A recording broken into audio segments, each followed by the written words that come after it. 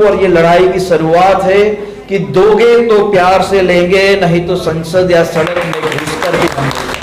अगर वो कहे कि यहाँ है तो आ हमारे साथ रोड पर आकर बैठ, अगर नहीं है तो हमारे गांव के चौराहे पर उसके लिए धारा 144 की लगनी चाहिए और हमारे गांव में पहले उसको घुसने नहीं देना चाहिए। कि जातिगत जनसंख्या होनी चाहिए, करेंगे, दौड़ेंगे, बोलेंगे, लड़ेंगे। मैं गुजरात से आपको यही वचन दे सकता हूं, जवान का पक्का हूं, सरदार और गांधी की भूमि से आता हूं, मोदी और अमित शाह की भूमि से नहीं आता, सरदार और गांधी की भूमि से आता हूं। वचन पक्का देता हूं कि ये लड़ाई में जहां भी जरूरत पड़ेगी हम सब साथ मिलकर लड़ेंगे। पहली लाइन में हम खड़े रहेंगे। जहां गोली खाने की बात होगी, सर फटवाने की बात होगी, तो हम लोग पहले खड़े रहेंगे। करते हैं कि आपका जो सपना है समाज के विभिन्न वर्ग के अधिकारों का, मंडल कमीशन की सिफारिश का, वो सारी लड़ाई हम आने वाले दिनों में लड़ेंगे। कि ये सारी जो लड़ाई है तेरे पापा ने लड़ी थी, ये सारी जो लड़ाई है तेरे पापा ने तेरे लिए लड़ी थी। ये सिर्फ ट्रेलर है, पिक्चर अभी बाकी है जो गुजरात समेत सभी प्रदेशों में होगा और आने वाले दिनों में जरूरत पड़ेगी तो संसद घेराव भी करेंगे। हम सब जानते हैं कि पिछले कई सालों से हम सब साथ मिलकर हिंदुस्तान के ओबीसी समाज की आवाम के लिए लगातार लड़ाई लड़ते हैं और इस लड़ाई के माहौल में हम कभी हारे भी हैं, कभी जीते भी हैं।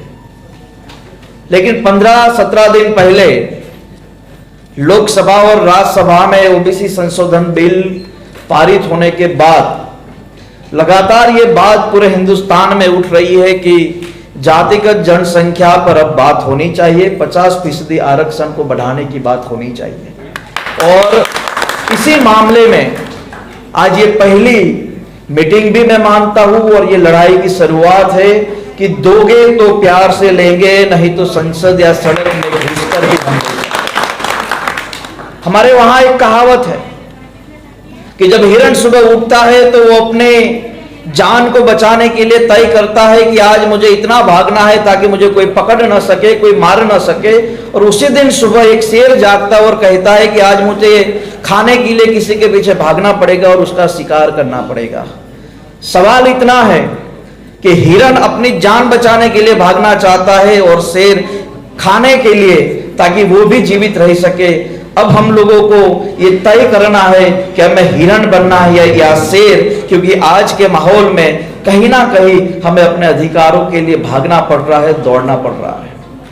हम पिछले 2015 में गुजरात से एक लड़ाई की शुरुआत की थी ताकि पूरे हिंदुस्तान के ओबीसी समाज को हम एकजुट कर सके। यहाँ कई सारी बातचीत हुई है, उस बात से मैं सहमत भी हूं और कुछ बात पर मैं सवाल भी उठाना चाहता हूं।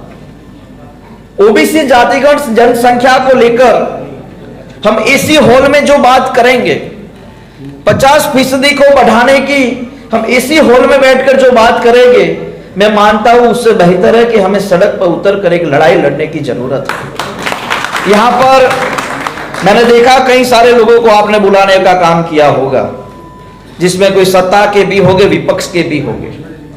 मैं पिछले 5 साल से भाजपा के नेताओं को भी मिला हूं, कांग्रेस के नेताओं को भी मिला हूं, जिस भी राज्य में जिसकी सत्ता रही है क्षेत्रीय दलों से भी मिला हूं। बात रूम में बैठकर अच्छी करते कि हाँ ओबीसी समाज के अधिकार के लिए होना चाहिए, हाँ हमको उनके लिए लड़ाई लड़नी चाहिए। लेकिन सड़क पर जब उतरने की बात आती है तो वो कभी नहीं आते। हम जैसे निर्दोष लोग और जो क्रांतिकारी लोग होते वही सत्ता के सामने लड़ते, और जब संसद और विधानसभा में भी जब बात करने की बात आती है तो वो लोग नहीं करते, क्योंकि उनके ऊपर वाला जो बैठा है उससे वो लोग डरते हैं। और इसीलिए मैं आप लोगों को ये कहना चाहता हूं, जैसे हम लोगों ने गुजरात में आंदोलन के वक्त किया था कि जो हमें साथ नहीं देगा, संसद में और राज्यसभा में बहुत सारे मेंबर ऑफ पार्लियामेंट बैठे हैं, इतने सारे प्रदेशों के विधानसभा में कई सारे विधायक बैठे हैं जो हमारे बीच के, हमारे समाज के, हमारे साथ रहते हैं। ऐसे लोगों को मिलकर हमें यह तय करना चाहिए, पूछना चाहिए कि क्या तुम हमारी इस लड़ाई में हमारे साथ हो या नहीं हो। अगर वो कहे कि यहां है तो आ हमारे साथ रोड पर आकर बैठ, अगर नहीं है तो हमारे गांव के चौराहे पर उसके लिए धारा 144 की लगनी चाहिए और हमारे गांव में पहले उसको घुसने नहीं देना चाहिए। मैं ये बात इसलिए कहता हूं कि ओबीसी के नाम पर हम उसको वोट दे देंगे, लेकिन जब समाज की बात आएगी तो वो ओबीसी के ही नाम पर यह कह देगा कि मुझे तो सभी समाज की जरूरत है, मैं आपके साथ खड़ा नहीं रह सकता। और ऐसी बात जब होती है तो बहुत दुख लगता है, क्योंकि जब वो चुनाव लड़ता है तो हम अपना मानकर उसको सहयोग करते हैं, लेकिन जब समाज की लड़ाई की बात आती है तो अपना मानकर हमें सहयोग नहीं करता। मैं बहुत खुलकर और प्रखर बोलता हूं। मैंने मेरे ही गांवों में, मेरे ही इलाकों में मैंने एक भी हमारे ही समाज के नेताओं को नहीं घुसने दिया था, क्योंकि वो हमारे साथ नहीं खड़े थे।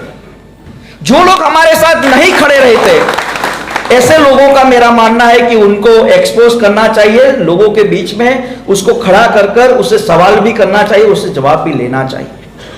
अभी हमारी एक बहन ने बहुत अच्छी बात की, जिसमें हमारी बहन बेटियों पर बात हुई, शादी पर बात हुई, समूह विवाह पर बात हुई। लेकिन मैं आप लोगों से भी पूछना चाहता हूं। मैं गुजरात से आता हूं, हालांकि मेरा यह मानना यहां गुजरात से मैं अकेला ही होऊंगा, लेकिन फिर भी मैं आपको यह सवाल करता हूं, क्योंकि दम है मुझ में यह सवाल करने का। मैं 5 साल से सत्ता से सवाल करते आया हूं, आप लोगों से भी सवाल करता हूं, क्या सब हम एक ही बात करके कि जातिगत जनसंख्या होनी चाहिए, ओबीसी समाज को अधिकार मिलना चाहिए, 50% से ज्यादा आरक्षण होना चाहिए, सही बात है सब कुछ, लेकिन क्या हमने अपने तहसील में, अपने जिले में, अपने प्रदेश में ओबीसी समाज के हित के लिए, ओबीसी समाज की शिक्षा के लिए, ओबीसी समाज के नौजवानों को अच्छी हॉस्टल में रखने के लिए अच्छी हॉस्टलों की व्यवस्था, आईएएस आईपीएस के क्लास की व्यवस्था, सर्विस, पब्लिक सर्विस जो स्टेट का होता है उसमें अपने बच्चों को पढ़ाने की व्यवस्था करने के लिए हमने कभी यह बात नहीं कही। हम ये मानते हैं कि जातिगत जनसंख्या होनी चाहिए, करेंगे, दौड़ेंगे, बोलेंगे, लड़ेंगे, लेकिन क्या जो सक्षम लोग हैं हमारे समाज में, उसने अपने जिले के अंदर, उसने अपने तहसील के अंदर ओबीसी समाज के हित के लिए, ओबीसी समाज की आने वाली बहन बेटियां के लिए क्या कोई हॉस्टल बनाई है जहां पर रहकर वो पढ़ सके, लिख सके? हमें सवाल यह भी करना पड़ेगा कि आज समाजों में समूह विवाह होते रहते हैं, लेकिन ओबीसी समाज का भी जो हर स्टेट में हमारे नेता है, उद्योगपति है, उन लोगों को साथ बिठा के समाज का पैसा कम खर्च हो, इसी के साथ समूह विवाह के आयोजन भी करवाने चाहिए। समाज किसी एक लड़ाई से नहीं जीत सकता, समाज किसी एक बात को लेकर सफल नहीं हो सकता, हमें सभी मोर्चे पर लड़ाई लड़नी पड़ेगी, तब जाके हम उसके अंदर सफल हो सकते हैं। आज हम सब लोग जानते हैं कि 1931 में ओबीसी समाज की जो गिनती हुई थी, उसी के आधार पर 27% रिजर्वेशन आज समाज को दिया गया है, लेकिन उसके बाद कभी भी ओबीसी समाज को लेकर, ओबीसी समाज की गिनती को लेकर कभी कोई चर्चा किसी ने नहीं की कि जो लोग ओबीसी समाज के अधिकारों की बात करेगा, जो हमें न्याय दिलाने की बात करेगा, जो जातिगत जनगणना पर आवाज उठाएगा, ऐसे लोगों का हम स्वागत करना चाहिए। जो हमारे साथ नहीं है उसका पूरी दमदारी से विरोध भी करना चाहिए और उसको बताना चाहिए कि जो हमारे साथ खड़ा रहेगा उसी का हम सम्मान करेंगे, और जो हमारे खिलाफ बात करेगा उसका हम साथ सहयोग कभी नहीं देंगे। आने वाले दिनों में बिहार हो, उत्तर प्रदेश हो या मध्य प्रदेश हो या महाराष्ट्र हो, लेकिन हमें सबको साथ मिलकर प्रदेश के सभी व्यक्ति को साथ जोड़ने का काम करना चाहिए। हम सब लोग जानते हैं कि राज्यसभा और लोकसभा में बहुत सारे लोग हमारे बैठे हैं, लेकिन कभी भी इस बात को लेकर खुलकर नहीं बोलते। कुछ दिन पहले बिहार सरकार और विपक्ष प्रधानमंत्री जी को मिलकर कह चुका है कि जातिगत जनसंख्या होनी चाहिए, और यह बात सिर्फ आप और हम नहीं कहते। जब बिहार का प्रतिनिधित्व मंडल प्रधानमंत्री से मिला तो उसमें उसी की सत्ता के लोग भी थे।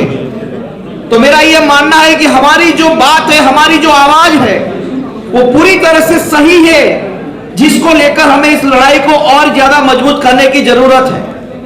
मैं गुजरात से आपको एक ही वचन दे सकता हूं, जवान का पक्का हूं, सरदार और गांधी की भूमि से आता हूं, मोदी और अमित शाह की भूमि से नहीं आता, सरदार और गांधी की भूमि से आता हूं, और इसीलिए वचन पक्का देता हूं कि ये लड़ाई में जहां भी जरूरत पड़ेगी हम सब साथ मिलकर लड़ेंगे। पहली लाइन में हम खड़े रहेंगे। जहां गोली खाने की बात होगी, सर फटवाने की बात होगी, तो हम लोग पहले खड़े रहेंगे। लेकिन हमें साथ मिलकर इस लड़ाई को विजय करवाना है। प्राप्त करके हम आने वाली पीढ़ी के अधिकारों की लड़ाई को मजबूत कर सकते हैं। मैं ज्यादा बात करना नहीं चाहता। मैं फिर से शरद यादव जी के चरणों में वंदन करता हूं कि आपका उम्र हुआ है, लेकिन जोश आज भी हम और आपके जैसे नौजवान जैसा है, क्योंकि वो चाहते हैं कि मैंने जो लड़ाई लड़ी है सामाजिक न्याय की, उस लड़ाई का जो सपना आधा अधूरा रहा है, उस सपने को पूरा करने का काम आपको और हमें साथ मिलकर करना पड़ेगा। और इसीलिए आज फिर से उस सपने की शुरुआत करने के लिए माननीय शरद यादव जी, छगन भुजबल जी, ये सब लोग हमारे बीच आए हैं।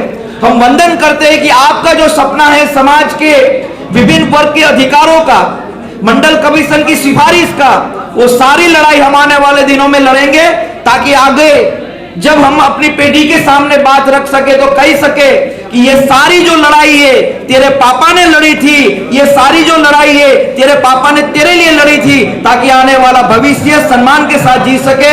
मैं आप सभी का हृदय से आभार व्यक्त करता हूँ।